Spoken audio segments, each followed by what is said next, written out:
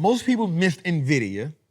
They think they missed AI, and they watching the move now. They in their head, they thinking you can't make money in the market, but the money is not already made. Actually, the game is just now starting right now. And Wall Street may be already looking toward the next wave. Because one thing Wall Street often does is they get their money here and then they navigate to the next place under our nose. But we have a president in place right now that often tips off where Wall Street is going. And he said something in the last week. He said quantum. Now, of course, myself and some of the other people on YouTube have already been talking about it, but when the president said it, he solidified it. And billions will keep flowing into space the same way money flooded into AI. And some of these companies may never be this cheap again. Because once the government start backing technology in the way that they've been doing, Wall Street start building narratives around it. And once ETFs start loading up positions in the big banks, in the hedge funds, they usually start to move before the public truly understands. And so this is exactly why we cannot afford to miss the right now. And most people still don't even understand what quantum computing is, but money is already moving there. We know that, we see it. So in this video, I'm gonna break down why quantum matters, why governments suddenly care, and then I'm gonna give you 3 ETFs they're using to position themselves before the crowd gets started. Because the next technology wave may already be started. Make sure you like, subscribe, and share. But most importantly, y'all, help us get to 2,000 likes on this video. It actually help us in the algorithm move up so we can keep putting out great information to help you all out. And comment below at the end to tell us which one of these ETFs that you're looking at the most. Let's go. Every generation has this technology race, and it changes the game, but we often be too late. Oil, the internet, smartphones, cloud, AI, and now quantum computing may be the next battlefield. That's right. Now let me simplify this for you because I feel like I can be talking, but if you don't understand it, it's not gonna get the point across. So traditional computers can only process one pad at a time. Quantum computing allows them to do multiple things at one time.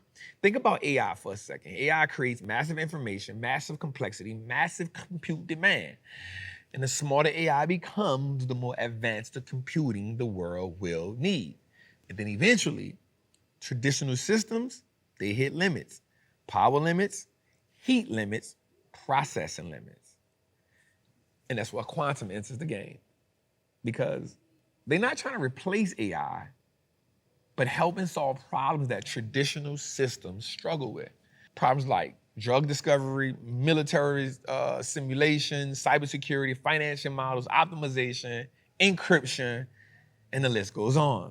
This is why governments care, because this is not just a technology race, it's a national security race. Now, just let me dig a little deeper because I need you to understand the platform before I get into the 3 ETFs. Now, here's what most people miss. Like once governments start funding technology, Wall Street start treating it differently because government money validates the importance. I'm gonna say that again, government money validates the importance. It tells institutions this matters, and AI got validated, semiconductors got validated, defenses tech got validated. Now quantum may be entering the same phase. And when money starts flowing into a sector, and ETFs become one of the first places that capital moves because that becomes the safe investment. So let's break down the ETFs because this tells us how Wall Street is trying to position for the future. Now, the first ETF is QTUM, Defiance Quantum ETF. Again, QTUM. Now, this ETF is less about one specific company and more about owning the infrastructure behind advanced computing. Now, it is about 83% technology exposure, which means you're going to be exposed to tech because quantum computing still depends on semiconductors, memory, networking, compute systems, and communication infrastructure, which is why communications is the second biggest field. This is not just about betting on science or experiment. This is about betting on the entire stack. And let's tie these companies together so you can understand. So the first company of the top 5 is Intel. And Intel matters because quantum still needs hardware. And people think quantum is magic. And it's not. And it still needs chips. It still needs fabrication. It still needs quantum compute infrastructure. Now, Intel already kind of has deep government relationships, manufacturing exposure, advanced computing ambitions, and foundry infrastructure. And if America wants domestic compute leadership, which they do, Intel stays in the conversation. Now, next on the list is none other than Micron, MU. And we just know that memory, well, we see what's going on here. And memory comes critical because AI and advanced systems move enormous amounts of data. And the more advanced computing gets, the more memory matters. So we check that off the list. You think about AI data centers without memory, that's a bottleneck. So Micron becomes the part of the plumbing behind the compute race, which is number 2 inside here. Number 3 inside here is Nokia. And I know this surprises a lot of people, but quantum also affects networking and communications. So secure communications and telecom infrastructure and data movement, and Nokia already operates inside of global communication systems. So quantum is not just about betting on quantum compute. It's betting on infrastructure, the infrastructure needed for the next generation. And then there's AMD, and this is compute power. And so AI acceleration, data centers, advanced processing. If AI demand keeps exploding, then advanced processing stays critical. And Wall Street knows compute demand doesn't disappear just because quantum grows. Systems still need power. And then there's global Unichip. Now, this one is specialized semiconductor infrastructure. Again, it's like the picks and shovels, right? And so this ETF is basically saying we don't need to know the exact winner yet. We just need to know the infrastructure matters. And so QTUM is not betting on one company, it's betting on the ecosystem behind quantum. And that's important because technology revolves around creating layers. So it's no one thing, it's a stack. Now the second ETF gets more aggressive. This is where Wall Street start leaning more toward pure compute exposure. I'll say that again. Pure compute exposure. So this one has like IONQ, Rigetti, D-Wave, AMD, and Intel. You see some repeat offenders there. Now this DTL tells a different story. QTM says own the infrastructure. Well, this ETF says own the frontier. I'll say that again. This ETF says own the frontier of what's coming. So you start off with IONQ, maybe one of the most recognized pure quantum names in the game. Why? Well, because investors see it as direct quantum exposure, cloud integration potential, and future compute upside. This is more speculative, I'll be honest. But if quantum adoption accelerates, these names could move violently, which they already did.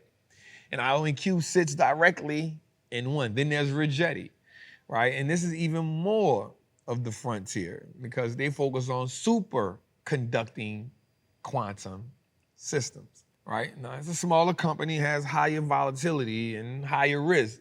But again, if quantum race accelerates, then Wall Street starts chasing direct exposure. And these are the kinds of names that institutions watch when positioning early.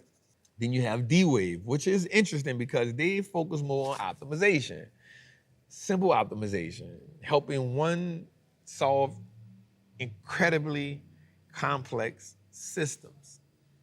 Yeah, supply chain, scheduling, route, and industrial optimization. So when AI creates intelligence, quantum may help optimize the real world systems around it, but that's where it gets bigger than just hype.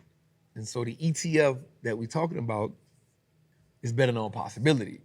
And quantum becomes commercially important. And if it does, the smaller pure plays move the hardest. And then you have CQTM ETF. Now, this third ETF may be the most important psychologically because CQTM is built around building quantum, protecting quantum, and defending quantum. And that changes the story a little bit because this is where we move from cold technology to national infrastructure. And I kind of want you to understand like how these play a role. You got cybersecurity, defense, encryption, secure communications, and government systems.